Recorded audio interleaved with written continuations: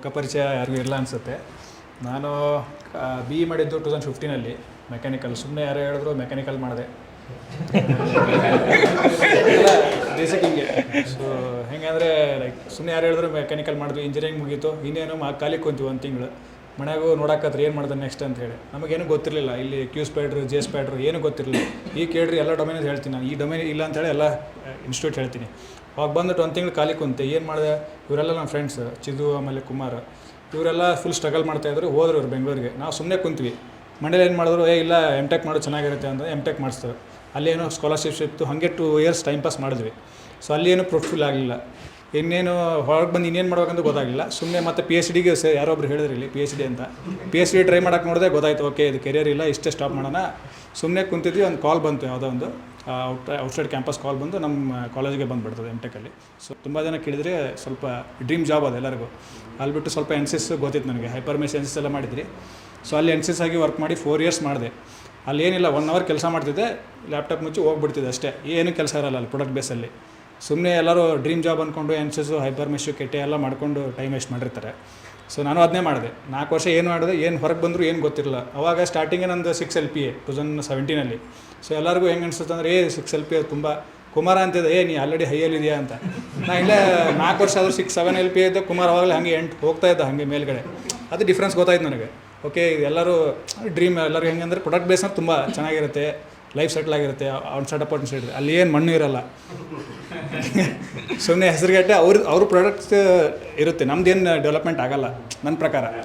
So ಒಂದೊಂದು company ಇರುತ್ತೆ ಚೆನ್ನಾಗಿ ಡೆವಲಪ್ ಮಾಡುತ್ತೆ. ಸೊ ಇದೇ ಥರನೇ ನಾನು ಹೆಂಗಂತಂದರೆ ಆಮೇಲೆ ತುಂಬ ಮಲ್ಟಿಪಲ್ ಡೊಮೇನ್ ಚೇಂಜ್ ಮಾಡಿದೆ. ನಾನು ಫಸ್ಟು ಮೆಕ್ಯಾನಿಕಲ್ ಮಾಡಿದೆ, ಆಮೇಲೆ ಡೆವಾಪ್ಸಲ್ಲಿ ಹೋಗಿದ್ದೆ. ಆ್ಯಕ್ಚುಲಿ 1 ಇಯರ್ ಮಾಡಿದೆ. ಅಲ್ಲಿ IT ದುಡ್ಡು ಮಾಡ್ಬೇಕಂತ ಹೋದೆ. ತುಂಬ ರುಬ್ಬಾಡ್ಬಿಟ್ರು 24 ಅವರ್ ಸೈಕಲ್ನಾಗ. ಒಂದು ಫಸ್ಟ್ ಶಿಫ್ಟು, ಸೆಕೆಂಡ್ ಶಿಫ್ಟು ಮತ್ತು ತಿರ್ಗಾ ನೈಟ್ ಶಿಫ್ಟು.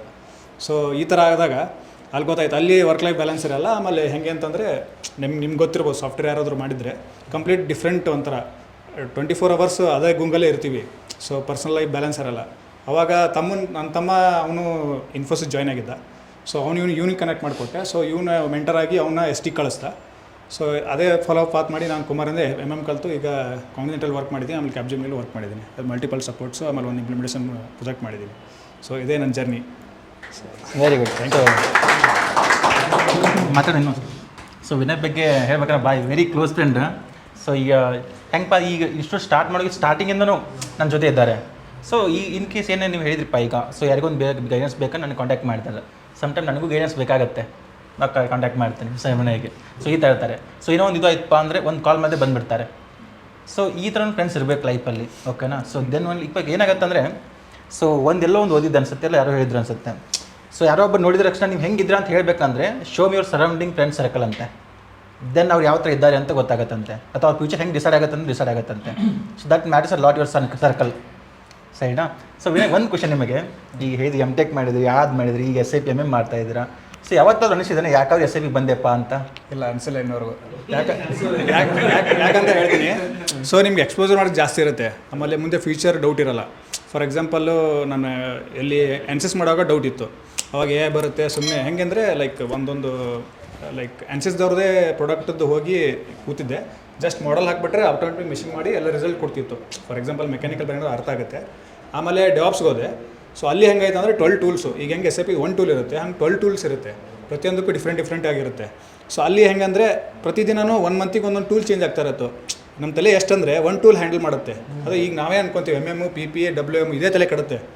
ಸೊ ಅಲ್ಲಿ 12 ಟೂಲ್ಸು ಮಾಡ್ಬೋದು, ಮಾಡೋಕ್ಕಾಗಲ್ಲ ಅಂತಲ್ಲ. ಬಟ್ ನೀವು ಒಂದು ಏಜ್ ಆದಂಗೆ ಸೊ ಎಕ್ಸ್ಪರ್ಟ್ ಆಗ್ತಾ ಹೋಗಬೇಕು. ಅವಾಗ ನಮ್ಗೆ ಅಷ್ಟೊಂದು ಪ್ರೆಷರ್ ತಡ್ಕೊಳಕ್ಕಾಗಲ್ಲ. 12 ಟೂಲ್ಸು. ಆಮೇಲೆ ಈಗ ಹೆಂಗಂದರೆ ಈಗಿನ ಇಂಜಿನಿಯರಿಂಗ್ ಬ್ಯಾಕ್ಗ್ರೌಂಡ್ದವ್ರು ಆಲ್ರೆಡಿ ಕಲಿತಿರ್ತಾರೆ, ಫುಲ್ ಫೋರ್ಸಲ್ಲೇ ಕಲ್ತಿರ್ತಾರೆ. ಈಗ SIP ಕಲಿಯೋದು ತುಂಬ ಡೌಟು, ಅದು ಕುಮಾರ್ ಮಾಡಲಿ ಅಂತ ಹೇಳೋದು ನಾನು. ಆಮೇಲೆ ಈಗ ಹೆಂಗಂದ್ರೆ ಅಲ್ಲಂದರೆ ಆಲ್ರೆಡಿ ಡೆವಾಪ್ಸ್ ಕಲ್ತ್ಬಿಟ್ಟಿರ್ತಾರೆ 3rd ಸೆಮ್ 4th ಸೆಮ್. ನಾವೇನೋ 4th ಸೆಮ್ ಆದರೂ ಆರಾಮ ಮಲ್ಕೊಂಡಿರ್ತಿದ್ವಿ, ಅಂದರೆ 8th ಸೆಮ್ ಆದರೂ ಮಲ್ಕೊಂಡಿರ್ತಿದ್ವಿ ಆರಾಮ, ಏನು ಬೇಡ ಅಂತೇಳಿ. ಬಟ್ ಇನ್ನೊಂದೇನು ಹೇಳೋಕ್ಕಂತಂದರೆ, ನಾನು ಮಲ್ಟಿಪಲ್ ಮುಂಬೈಲಿ ವರ್ಕ್ ಮಾಡಿದ್ದೀನಿ, ಬೆಂಗಳೂರಲ್ಲಿ, ಆಮೇಲೆ ಈವನ್ ಚೆನ್ನೈಲಿ ವರ್ಕ್ ಮಾಡಿದ್ದೀನಿ. ಸೊ ಏನಂತ ಅವ್ರವ್ರ ಕಮ್ಯುನಿಟಿ ಚೆನ್ನಾಗಿರುತ್ತೆ. ತೆಲುಗು ಆಗಲಿ ತುಂಬ ಅವ್ರೇನು ಕೆಟ್ಟವ್ರಂತಲ್ಲ. ಸೊ ಅವ್ರದ್ದು ಕಮ್ಯುನಿಟಿ ಹೆಂಗೆ ಬಿಲ್ಡ್ ಮಾಡಿದ್ದಾರೆ ಅಂದರೆ, ಸೊ ಯಾವನೋ ಅಣ್ಣ ಅಂತ ಅಂದ್ಬಿಟ್ರೆ ಮುಗೀತು, ಅವ್ನು ಫುಲ್ ಹೇಳ್ಕೊಂಡು ಹೋಗಿ ಫುಲ್ ಮ್ಯಾನೇಜರ್ವರೆಗೂ ಬಿಡೋದೇ ಇಲ್ಲ ಅವರು. ನಾನು 100% ಗ್ಯಾರಂಟಿ ಕೊಡ್ತೀನಿ. ನಾನು ಇಲ್ಲಿವರೆಗೂ 90% ತೆಲುಗುನೇ ಇದ್ದಾರೆ. ನನಗೆ ಕನ್ನಡ ತುಂಬ ರೇರ್. ನಾನು ಎಲ್ಲಿ ಕ್ಯಾಬ್ಜಿಮ್ನಿ ವರ್ಕ್ ಮಾಡ್ತೀನಿ, ಒಬ್ಬ ಸಿಗ್ತಾನೆ ಕರ್ನಾಟಕದವನು. ಆಮೇಲೆ ಎಲ್ಲೋ ಕಾಂಟಿನೆಂಟಲ್ ಸಿಕ್ಕಿದೆ ಅಲ್ಲಿ ಚೆನ್ನೈದವ್ರು ತುಂಬ. ಸೊ ಪ್ರತಿಯೊಂದು ಕಂಪ್ನಿನೂ ಒಂದು ತೆಲುಗು ಕಂಪ್ನಿ, ಒಂದು ತಮಿಳ್ ಕಂಪ್ನಿ ಅದೇ. ಕನ್ನಡ ಕಂಪ್ನಿ ಒಂದು ಯಾವುದೂ ಇಲ್ಲ. ನಾನು ತ್ರಿವೇಣಿ ಟರ್ಮಿನಲ್ಲಿ ಮಾಡಿದ್ದೆ, ಅದು 99% ಅದೇ ಕನ್ನಡ ಇತ್ತು. ಸ್ವಲ್ಪ ಜನ ಅದು ಪ್ರಾಡಕ್ಟ್ ಬೇಸ್ ಸುಮ್ಮನೆ ಇಲ್ಲಿ ಲೋಕಲ್ ಇದೆ ಅಂತ ಹಂಗೆ ತೊಗೊಂಡಿರ್ತಾರೆ. ಫಾರ್ ಎಕ್ಸಾಂಪಲ್ MNCಲಿ ತೆಲುಗು ತಮಿಳ್ ಜಾಸ್ತಿ. ಸೊ ನೀವೆಲ್ಲರೂ ಕೂಡಿ ನಮ್ಮದು ಕನ್ನಡ ಜನ್ರೇಷನ್ನು ಅದರ ಕನ್ನಡ ಯೂನಿಟಿನ ಬೆಳೆಸಿ ಅಂತ ಹೇಳೋದು. ಯಾರ್ಯಾರು ಡೌಟ್ ಕೇಳಿದ್ರು ಅವ್ರಿಗೆ ನಿಷ್ಕಾಳಜಿ ಮಾಡೋಕ್ಕೆ ಹೋಗ್ಬೇಡಿ.